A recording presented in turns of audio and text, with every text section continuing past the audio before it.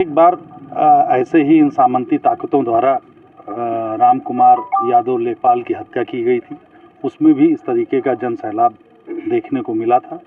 उसके बाद उस तरीके का और उससे भी ज़्यादा आक्रोश इस वक्त इस हत्या में देखने को मिला है।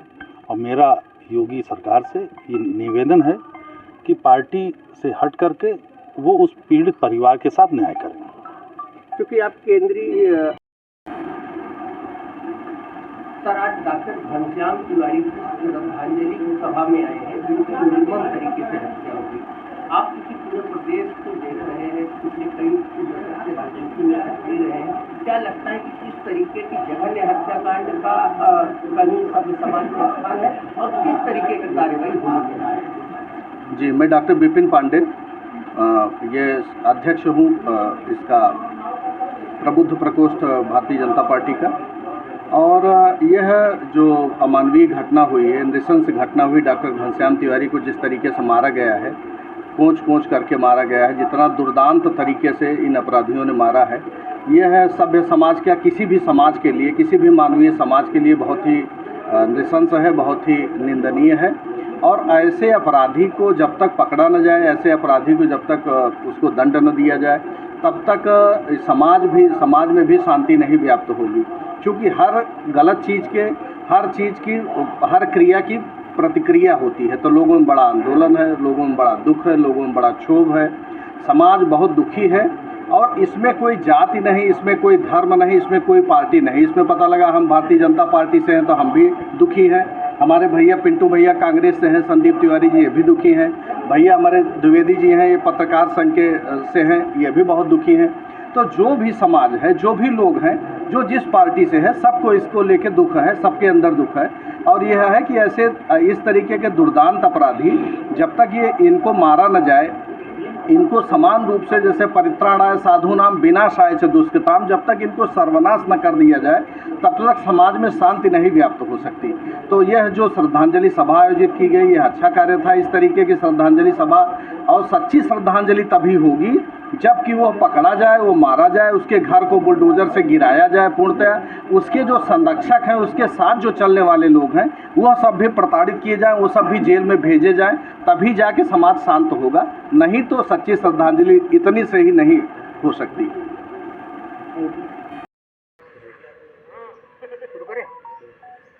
आज भैया एक श्रद्धांजलि सभा हुई है क्योंकि सुल्तानपुर में एक निर्मम जघन्य हत्या हुई है डॉक्टर घनश्याम तिवारी की। किस तरीके का आक्रोश है और क्या न्याय की मांग है?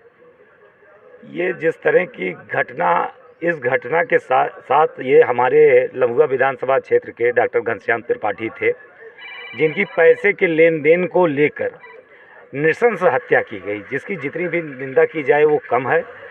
हम परिवार के लिए 1 करोड़ की मांग और मुआवजे के तौर पे और उनके बेटे के भविष्य के लिए, 8 वर्ष का उनका बच्चा है, दूसरी चीज़ नौकरी की मांग और उस परिवार की सुरक्षा की मांग। लेकिन सबसे बड़ा जो चिंता का विषय है, जिस तरह प्रदेश में आए दिन हत्याएं हो रही हैं, अभी हमारे ज़िले में एक वकील की हत्या हुई, अधिवक्ता की, अब डॉक्टर की हत्या हुई है। ये कहीं ना कहीं अपराधियों के मन में इस सरकार का, इस पुलिस व्यवस्था का कोई इकबाल रह नहीं गया है। दबंग इसमें जो है आए दिन वारदात कर रहे हैं और न्याय की गुहार करने वालों को अलग तरीके से प्रताड़ना दी जा रही है।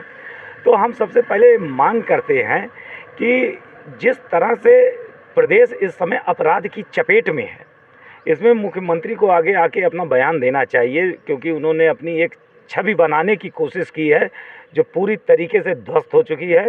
ये प्रदेश अपराध प्रदेश बन गया है। इसी सरकार में जेलों में हत्याएं हुई हैं, इसी सरकार में कोर्ट रूम में हत्याएं हुई हैं, इसी सरकार में पुलिस कस्टडी में हत्याएं हुई हैं और हमारे ज़िले में आए दिन हत्याएं हो रही हैं। इस में जो है कानून व्यवस्था बुरी तरीके पूरे प्रदेश में ध्वस्त है और अपराधियों के मन में कहीं से भी कानून व्यवस्था का कोई डर, खौफ या इकबाल नहीं है। धन्यवाद। आज किस तरीके का जन आक्रोश है, किस तरीके की श्रद्धांजलि सभा है, क्यों इतना बड़ा जनसैलाब सुल्तानपुर में उमड़ा है? देखिए, सबसे पहले तो मैं डॉक्टर घनश्याम तिवारी को श्रद्धांजलि अर्पित करता हूं। और ईश्वर से प्रार्थना करता हूँ कि उनके परिवार को ताकत दे कि वो इस सदमे को सह सकें। और हम लोगों का ये कर्तव्य बनता है कि उस परिवार की दुख की इस स्थिति परिस्थिति में शामिल होकर उनका दुख बांटने की कोशिश करें। ये बहुत ही जघन्य हत्या है, वो भी ऐसे व्यक्ति की हत्या है जो डॉक्टर जो किसी का प्राण बचाता है उसका इस तरीके से हत्या कर दिया जाना, ड्रिल मशीन चला देना, इसकी जितनी निंदा की जा सके वो कम है। और ये केवल हमारे समाज की बात नहीं है, ये एक अन्याय है। अन्याय के लिए मैं पहले भी लड़ा हूँ और हमेशा मैं लड़ूंगा और इस लड़ाई में मैं उनके परिवार के साथ हूँ। 3 दशक से आप राजनीति में सक्रिय रहे हैं, केंद्र से लेकर प्रदेश तक और रहे हैं। सुल्तानपुर में क्या लगा कि इस तरीके का कोई और ऐसा हत्याकांड हुआ जहां जनाक्रोश इतनी ऊंचाई पर था कि सरकारें हिलने का नौबत आ गई? हाँ, एक बार ऐसे ही इन सामंती ताकतों द्वारा राम कुमार यादव लेखपाल की हत्या की गई थी, उसमें भी इस तरीके का जन सैलाब देखने को मिला था। उसके बाद उस तरीके का और उससे भी ज़्यादा आक्रोश इस वक्त इस हत्या में देखने को मिला है। और मेरा योगी सरकार से ये निवेदन है कि पार्टी से हट करके वो उस पीड़ित परिवार के साथ न्याय करें। क्योंकि आप केंद्रीय कांग्रेस पार्टी के बड़े नेताओं के साथ बहुत नज़दीकी रहे हैं, तो क्या आप इस तरीके से कोई इस तरीके की व्यवस्था बनाए जिस तरीके से सोनिया गांधी जी ने लग करके राम कुमार यादव के परिजनों को, उनके बच्चों की पढ़ाई लिखाई का जिम्मा लिया, आज वो अपने पैर पर खड़े हैं, वो अपनी लड़ाई लड़ने के लिए तैयार हैं। क्या इस तरीके से 8 साल के नौनिहाल के लिए भी कोई इस तरीके की व्यवस्था करने का कुछ विचार है क्या? निश्चित रूप से हम इस बात को वहाँ तक पहुँचाएंगे और जैसे हमने वहाँ लड़ाई लड़ी थी वैसे मेरा पूरा प्रयास रहेगा कि उस परिवार को, उस बच्चे के साथ भी न्याय हो। धन्यवाद।